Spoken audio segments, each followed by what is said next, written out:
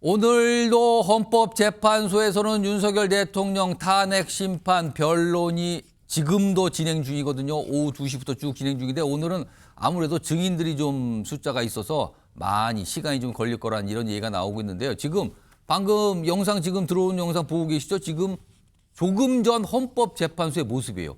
지금 실시간은 아니고요. 조금 전 모습. 지금 보면 윤석열 대통령도 있고요. 지금 이진우 전 수도방위사령관 모습도 보이고 있습니다. 지금 저런 모습들의 영상이 지금 들어와 있습니다. 그리고 지금 영상이 계속 들어오고 있어요. 실시간으로 바로 준비되는 대로 시청자 여러분께 전해드리겠습니다. 자, 이런 상황에서요. 오늘 헌법재판소 대심판정 이런 명칭이 붙어 있는 곳이죠. 그 모습 좀 한번 확인해 볼까요? 그림이 좀 있습니다. 오늘 이런 상황이었습니다. 앞에 헌법재판관들이 쭉 앉아 있고요. 양 옆으로 윤석열 대통령과 윤석열 대통령 대리인단이 위치해 있죠. 그리고 맞은편에는 국회 대리인단, 그리고 가운데 증인석이 있습니다. 일단 지금 어떤 상태냐면요. 오후 2시 30분부터는 이진우 전 수방사령관이 증인석에 나와서 질문받고 답변하고 이런 과정이 있었어요. 그리고 끝났습니다.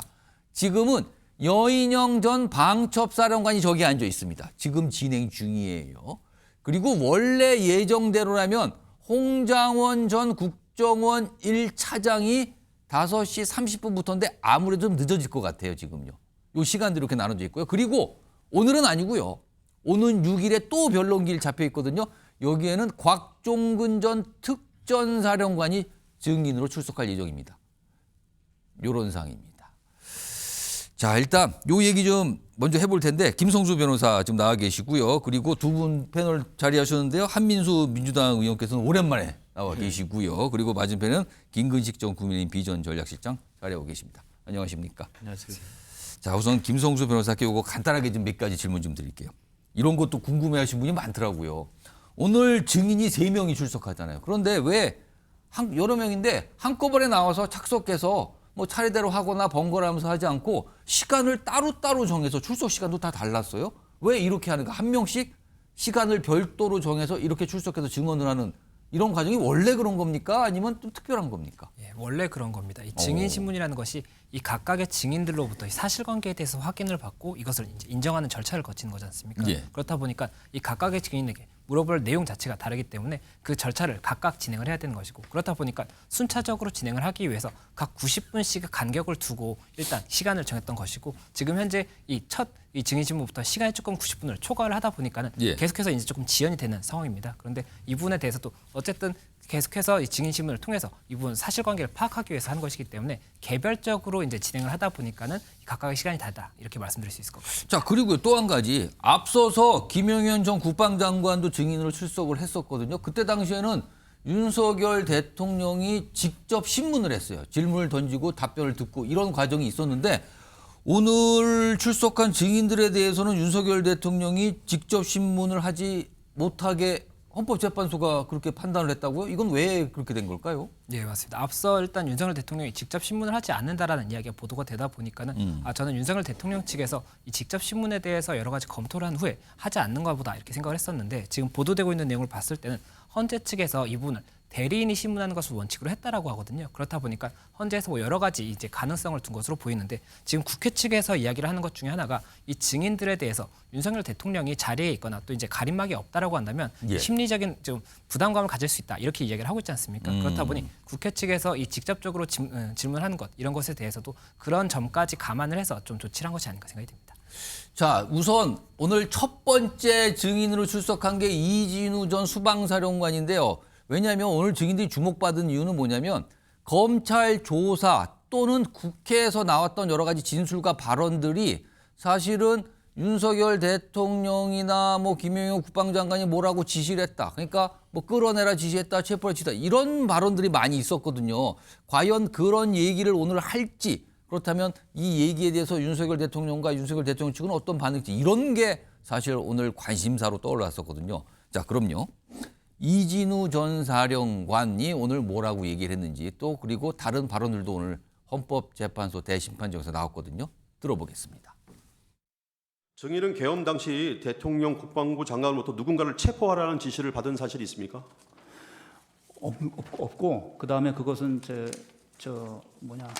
더 이상 답변 드리지 않겠습니다. 예, 알겠습니다. 실제 아무런 일도 일어나지 않았는데 뭐 지시를 했니, 지시를 받았니, 뭐 이런 얘기들이 마치 어떤 호수 위에 떠 있는 무슨 달 그림자 같은 거를 쫓아가는 그런 느낌을 좀 많이 받았고요. 저도 국군 통수권자로서 우리 훌륭한 그 장군들의 그 진술에 대해서 뭐 이러니 저러니 제가 말을 섞고 이러고 싶지는 않습니다만은. 자, 이런 목소리가 오늘 헌법재판소에 있었는데요. 오늘 출석한 이진우 전 사령관은요, 체포 지시 이런 거 받은 바가 없다라고 진술했어요. 그런데 앞서서 지금 알려지기로는 검찰 조사에는 약간 다른 내용을 얘기했거든요. 화면으로 좀 볼까요? 이런 내용입니다. 여기 보면 위쪽에는 지금 윤석열 대통령과 김용현 전 장관 부인을 하고 있죠. 그런 지시한 적 없다. 그리고 김용현 전 장관은 그거 의원 아니고 요원 빼란 소리에서 이런 얘기가 나와서 굉장히 주목을 받았던 발언이었잖아요. 그런데 앞서서 이진우 전 사령관은 검찰 조사에서 윤석열 대통령이 뭐 총을 쏴서라도 문을 부수고 끌어내라 이런 지시를 했다라고 진술한 걸로 지금 알려지고 있거든요. 그리고 앞서서 이런 맥락의 다른 진술, 특히 대표적으로 홍장원 전 1차장 같은 경우는 윤석열 대통령이 이번에 다 잡아들어 싹 정리하라 지시했다 이렇게 나오잖아요. 이 맥락은 이진우 전 사령관이 검찰 조사에서 했다는 진술과 같은 맥락이거든요. 근데 오늘은 체포 지시를 받은 바가 없다라고 얘기를 했다는 겁니다. 한미수 의원님, 이거는 어떻게 좀 봐야 되는 걸까요? 이진우 사령관이 전 사령관이 이 말뿐만 아니고 대통령과의 통화에서 4명이 한조가 되어 들어가서 국회의원들 1명씩을 끌고 나와라. 예. 이런 발언도 들었다고 검찰에서 진술했다고 나옵니다. 아마 이분이 검찰에서 진술한 내용과 지금 현재에서 저렇게 답변하는 거는 여러 가지 지금 고려를 하는 것 같아요. 전 국민이 다 보는 자리에서 이걸 인정할 경우에 예. 본인이 이번 내란 사태에서 내란 중요 임무 종사자로서 더 이상 뭐 회피할 수 없는 특정되지 않겠나 예. 이런 걱정도 한 것 같고요.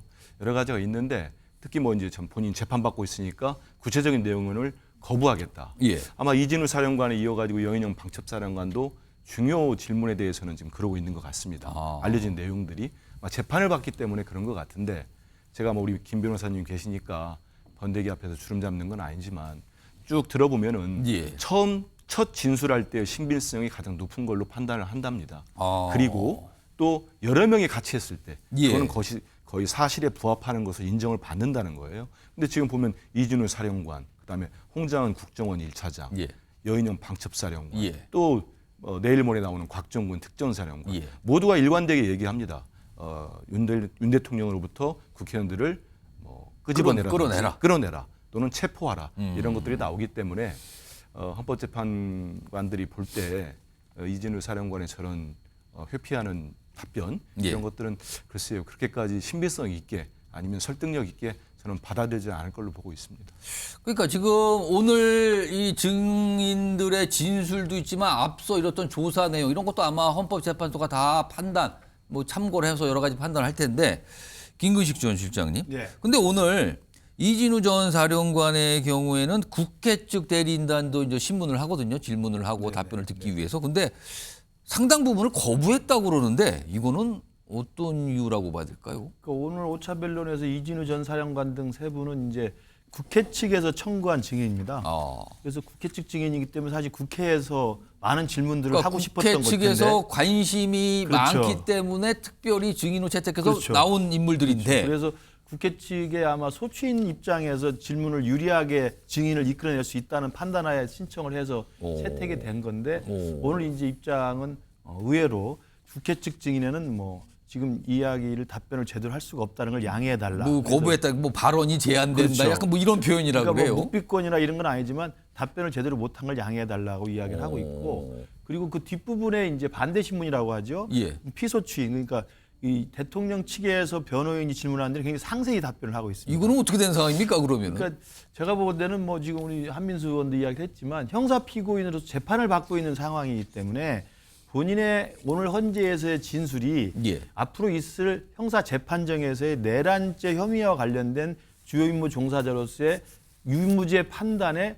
불리한 영향을 미칠 것 같으면 사실 답변을 거부할 수 있는 거죠.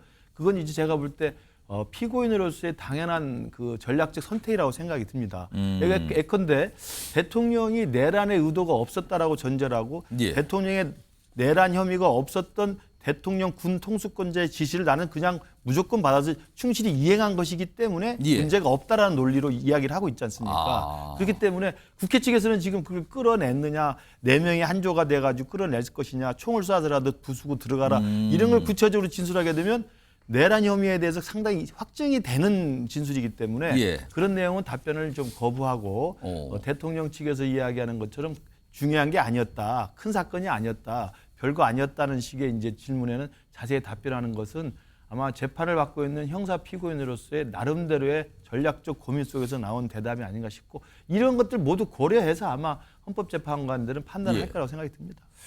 그러니까 국회 측 대리인단의 질문에 대해서는 이건 답변이 좀 제한됩니다. 그러니까 사실상 거부를 하는 거고요. 어떤 설명을 하기를. 그리고 본인은 체포 지시 이런 거 받은 거 없습니다. 이렇게까지 또 얘기를 하고 있고요.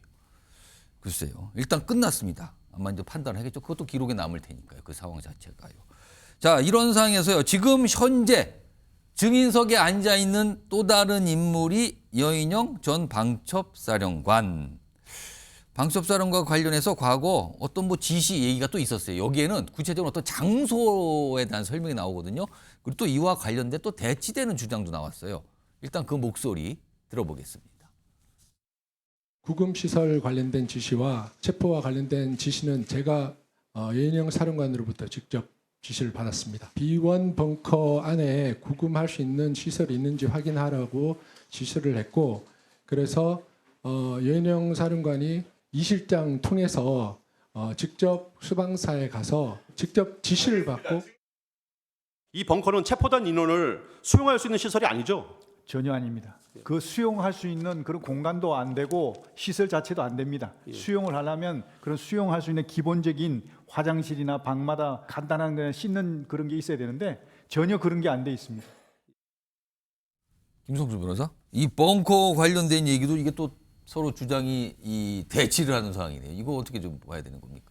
예, 일단 이 앞서 이진우 사령관 부분을 잠깐 정리를 하고 말씀을 드리겠습니다. 예. 이진우 사령관 같은 경우에 이 사실을 어떤 부분을 확인하고자 했던 것이냐면 이 국회 봉쇄를 지시를 받았느냐 이것이 가장 주된 쟁점이라고 볼 수가 있는 것이고 또 추가로 체포와 관련해서 어떤 지시를 받았느냐 이게 쟁점이 됐던 겁니다. 그리고 지금 현재 여인영 사령관 같은 경우에는 체포와 관련한 부분이 가장 주된 내용입니다. 그리고 이 체포와 관련해서 여인영 사령관이 이 부분에 대해서 지시를 받았는지 또 그리고 이 부분에 대해서 누군가에게 전달을 했는지 이것이 쟁점이 되는 것이 하나가 있고 또 체포를 한다라고 했을 때는 현실적으로 뭐 구금 장소라든지 이런 것들을 검토해야 되지 않습니까? 그렇겠죠. 그래서 그렇기 때문에 지금 영상에서 나왔던 것처럼 B1 벙커가 언급됐던 것이 아니냐 이런 이야기가 나오는 것이고 지금 현재 일부에서는 벙커 자체에 대해서는 뭐 구금 시설로 사용할 수 없다라는 이야기가 나오고 있고 지금 현재 이 방첩사 이 수사 단장 같은 경우에는 이 부분 검토 지시가 있었다라고 이야기를 하고 있기 때문에 이에 대해서도 오늘 증인신문 과정에서 질문이 있을 것이고 이에 대한 답변이 어떻게 나오는지도 굉장히 중요한 사실관계가 될 것 같습니다. 아마도 오늘 변론에서 이 관련된 질문이 있겠죠. 왜냐하면 이게 지금 대치되고 있는 상황이니까요.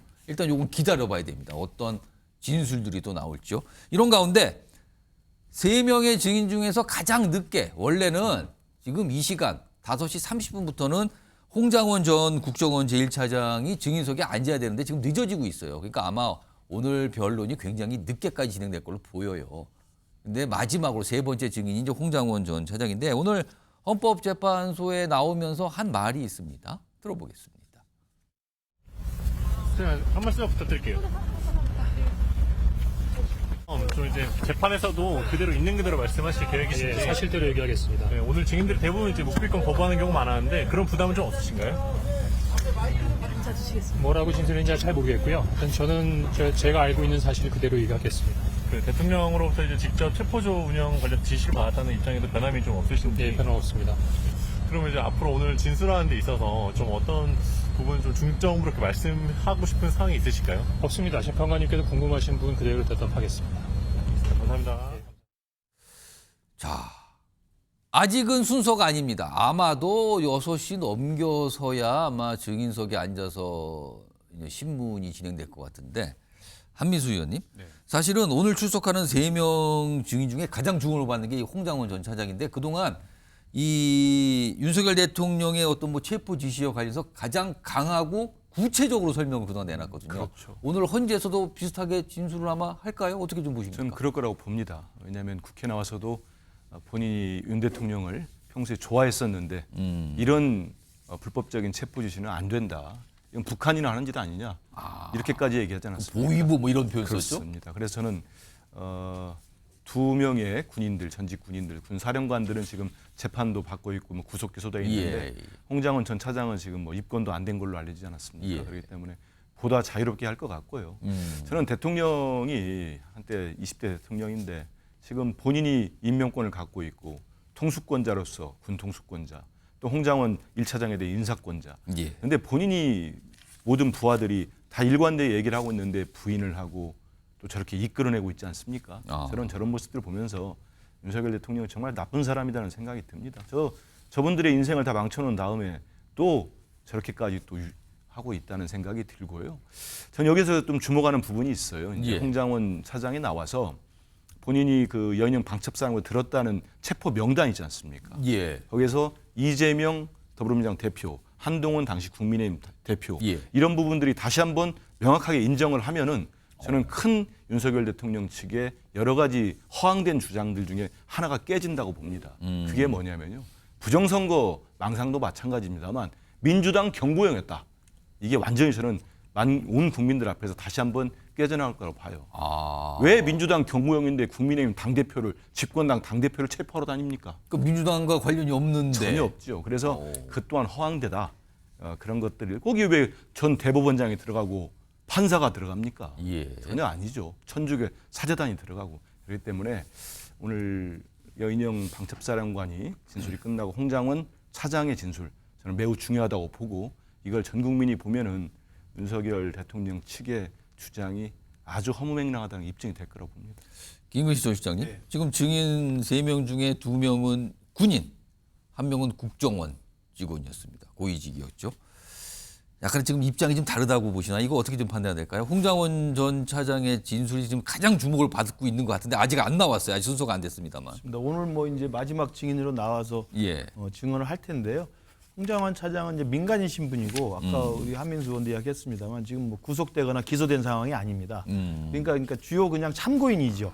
이제 참고인인데 그 주요 정치인에 대한 체포 내용에 대해서 대통령과 직접 통화했다고 지금 폭로를 한 사람 아니겠어요? 그리고 명단을 방첩사령관으로부터 불러받았다는 이야기고 그리고 실제로 제가 알기로는 저분이 그 당시 한동훈 국민의힘 대표가 탄핵을 처음엔 반대했다가 탄핵 찬성 쪽으로 돌아섰을 때 이른바 제보했다는 사람으로 지목되는 분입니다. 사실 한동훈 전 대표가 하루 밤이 지났는데 그거는 오늘 굉장히 강경하게 입장이 바뀌었거든요. 그래서 왜냐하면 이제 저 홍장원 국정원 차장의 진술에 따르면 직접 전화를 받아서 한동훈 대표도 체포 명단이 있었기 때문에 그 부분에 대해서 아마 걱정돼서 아마 전달했는지 모르겠습니다만 그런 지금 중요한 진술을 했던 장본인이기 때문에 오늘 만약에 나와서 마지막 증언 때에서 국회 측에서도 뭐 당연히 적극적으로 질문할 것이고 또 대통령 측에서도 아마 사활을 걸고 질문할 것으로 예상이 됩니다. 아마 반박하는 질문을 그렇습니다. 많이 하겠죠. 그래서 그런 그 질문에 대한 홍장원 차장의 그 진술이 얼마나 일관되고 있는 것인지 그리고 얼마나 사실에 근거한 것인지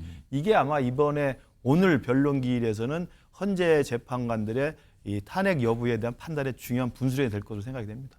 홍장원 전 차장의 증언 순서가 가장 앞섰으면 지금 이 시간 자세히 전해드릴 텐데 거꾸로 됐습니다. 가장 마지막이에요. 그럼 아직 시작도 안 했어요, 지금요.